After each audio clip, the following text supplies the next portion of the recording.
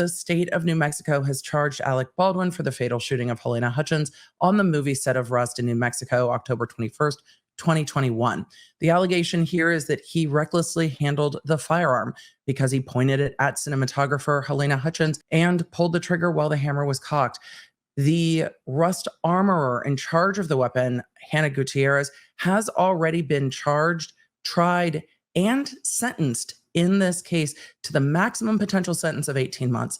And the defense, as we heard in opening statements, said Alec Baldwin is the shiny object. He was an actor acting. Everyone else was in charge of making the weapons safe. And when it was handed to him, it is his job to act. And in the world of movie sets, things that might be reckless in the real world are part of movie magic. Yes, they said movie magic in their opening statements. Is she going to rule from the bench? Dismissal with prejudice is a very extreme sanction. And she might dismiss case this. law is very clear that because it's very extreme, I have to go through every single element and I have to make a very good record as to what. That's what she's going to do. That's what she's going to do. So in order to establish a Brady violation, the defendant must show that she's going to dismiss it with prejudice. Did you hear her words? And to do that, I have to make a very good record. So that seems like exactly what she's going to do. In order to establish a Brady violation, the defendant must show that the prosecution suppressed evidence, the evidence was favorable to the accused, and the evidence was material to the defense. Baldwin is going to walk. So let's go through the elements. Suppression of evidence. The definition of suppression of elements, this is Case versus Hatch, is while the first element requires proof that the prosecution suppressed or withheld the evidence in question, it does not require a finding of bad faith or any other culpable state of mind on the part of the prosecutor. Suppressed? Yes. This prong is satisfied. The Santa Fe County Sheriff's Office and the prosecution failed to disclose the supplemental report to defense. She's finding evidence was suppressed. And provide defense an opportunity to inspect the rounds collected into evidence that Mr. Teske gave. Is the evidence favorable to the accused? The second Brady element is whether the suppressed evidence was favorable to the accused, either as impeachment or exculpatory evidence. This prong is satisfied. The suppressed evidence is favorable to the accused. It is impeachment evidence. Has even been offered in this trial as impeachment evidence and is potentially exculpatory to the defense. Critically, the exculpatory value cannot be analyzed at such a late juncture because of the non-disclosure. This case with prejudice. Is the evidence material? While post-trial discovery of evidence under Brady requires a reasonable probability that the result of the proceeding would have been different, discovery of evidence during trial requires an evaluation of whether the late tender has impeded the effective use of evidence in such a way that it impacts the fundamental fairness of the proceedings. And that is State versus Huerta Castro. This evidence is material. The late discovery of this evidence during trial has impeded the effective use of evidence in such a way that it has impacted the fundamental fairness of the proceedings. She is pissed. The defense is not in a position to test the state's theory as to the source of the live rounds that killed Ms. Hutchins. She is so mad. I'm also going to take a look at Harper, State versus Harper. She is going through the assessment of sanctions depends upon the extent of the government's culpability, weighed against the amount of prejudice to the state. There it goes. Let's go through culpability. Our case law generally provides that the refusal to comply with a district court's discovery order only rises to the level of exclusion or dismissal where the state's conduct is especially culpable, such as where evidence is unilaterally withheld by the state in bad faith, or all access to the evidence is precluded by state intransience. The state is highly culpable for its failure to provide this discovery to the defendant. The state unilaterally withheld the supplemental report. Santa Fe County Sheriff's Officer made the decision, and apparently highly culpable also with the prosecutor. Pursuant to Hancock's testimony. Yeah, that part. That the evidence was of no evidentiary value and failed to connect the evidence to the instant case. The case agent, as well as pursuant to Hancock's testimony, Ms. Morrissey, was aware of the new evidence and yet did not make an effort to disclose it to defense. The state's willful withholding of this information was intentional and deliberate. If this conduct does not rise to the level of bad faith, it certainly comes so near to bad faith as to show signs of scorching. Wow. Prejudice.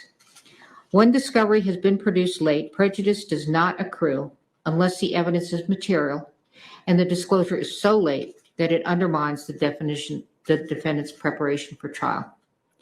The court concludes that this conduct is highly prejudicial to the defendant.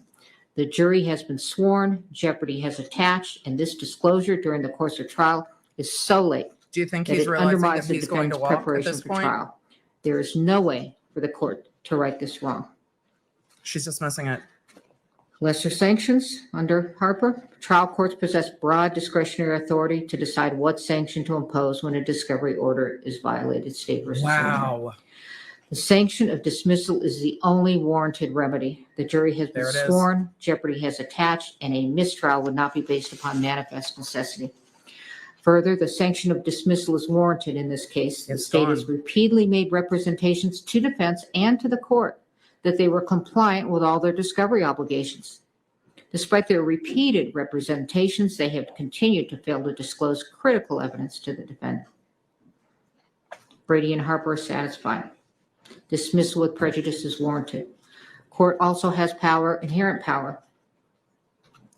Per State versus Lemire, where discovery violations inject needless delay into the proceedings, courts may impose meaningful sanctions to effectuate their inherent power and promote efficient judicial administration. The state's discovery violation has injected a needless, incurable delay into the instant jury trial.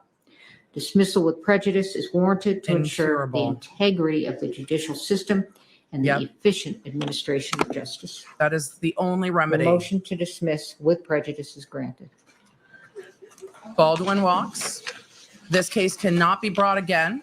This case is Now, with over. respect to the jury, based on I the- don't imagine you all want to return on Monday. I will take Based care on of the the jury. behavior We are in of- recess. law enforcement and the prosecutor. Baldwin walks because law enforcement and the prosecution withheld evidence in this case. I'm going to. I am not surprised that we're seeing Baldwin crying and hugging his family. That is awful for the victim's family. This has no bearing on his behavior on set.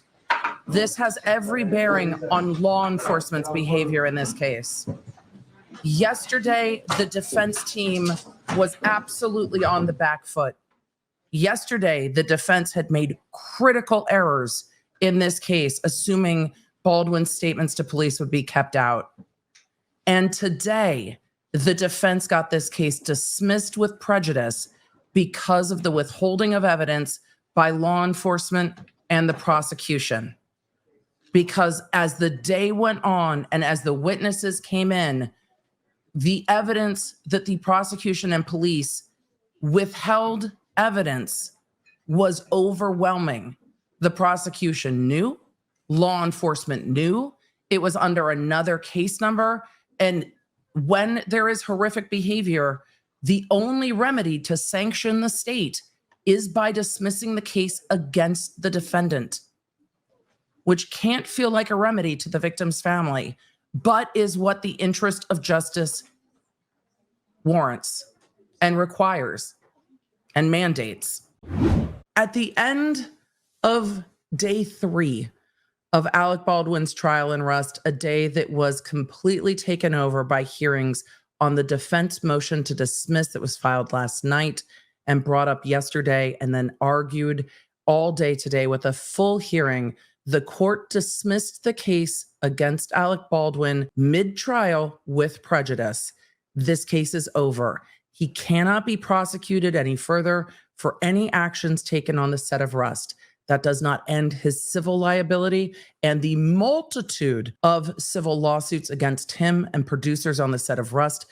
But there are also some indemnity agreements as a producer. So some of those suits against him aren't civil suits against him personally. They're against him as a producer, and others will have to pay for that for the most part. There are some suits against him personally, not as a producer, and those have not been fully litigated yet. But this case against Alec Baldwin is over. The reason the court dismissed the case with prejudice after making a thorough record and a full hearing where Carrie Morrissey took the stand, where Erlinda Johnson, the other special prosecutor, walked off of the case midday. I mean, Baldwin walked out of court yesterday. Erlinda Johnson quit in the middle of the hearing today and walked out, because what became clear today is that evidence related to this case, not from the set of rust, but related to the case today, we learned that law enforcement checked it into evidence under a different case number, and it was never disclosed to the defense. The prosecution said, this didn't come from the set of rust. We don't think it's relevant in this case, but under their Brady obligations, they don't get to determine that relevancy. The court determined in her ruling that that evidence was impeachment evidence. Also, the defense has a defense of intervening causes. Somebody potentially sabotaging the set, somebody bringing live rounds onto the set. Those are potential intervening causes that can go to defenses. So the defense asked to see all the ammo in the case. They weren't shown these rounds. The prosecution heard that somebody dropped off these rounds. Mr. Teskey dropped them off.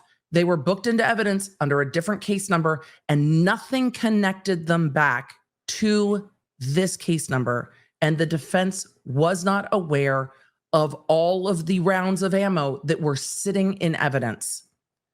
The ones in the photographs shown in court yesterday didn't appear to match anything from the set of rust. But when they came into court today, there were two that absolutely matched what was on the set of rust. And that was the problem. The prosecutor keeps saying these aren't from the set, but it doesn't matter. They weren't turned over. So what the court did today to dismiss this case was a sanction against the prosecution and the police behavior of not turning over evidence. It is a severe sanction, but when there are discovery violations that damage the defense, that can impede the defendant's constitutional rights, that is the only remedy. And it is rare, but that's what happened here. So whether or not Alec Baldwin pulled the trigger, whether or not he would have been found guilty by this jury, it is completely irrelevant. The court dismissed this case. It cannot be tried, and Baldwin's trial is done. Baldwin's prosecution is done. And for him, this is completely over in a criminal sense. Only the civil cases remain because of the behavior of the prosecution and law enforcement.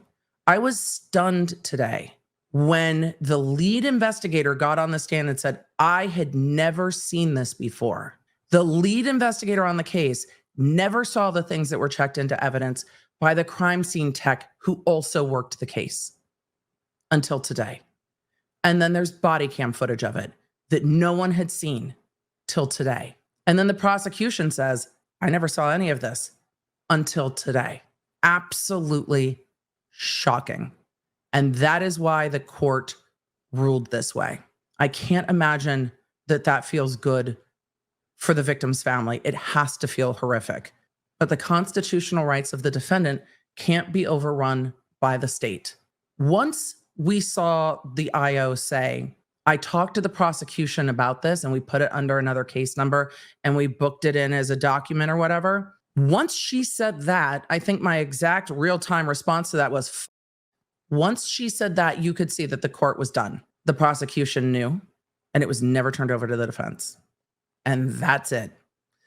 So every time I say courtrooms should be accessible, courtrooms should be streamed, this is why. I can't even wrap my head around how this would be reported and how I would even understand that. This is so wild. Yesterday, the defense was completely on the back foot, misunderstanding the court's ruling. Yesterday, the prosecution had rattled this defense to the point where lead counsel Spiro was stammering. And today, as this motion went on, you could see the prosecution go from, we don't need a written response, to, and the defense was relentless, the way that they should be. But what an absolutely wild flip of events in 24 hours in this case. Absolutely wild.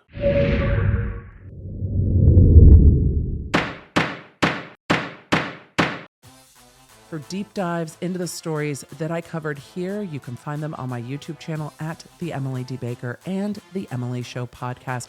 I stream every Tuesday and Thursday. The podcast goes live on Wednesdays. And if you want to stay in the loop with everything I'm doing, receive the fastest notifications out there, and get more Law Nerd community, join me at lawnerdapp.com, our free app for iOS and Android.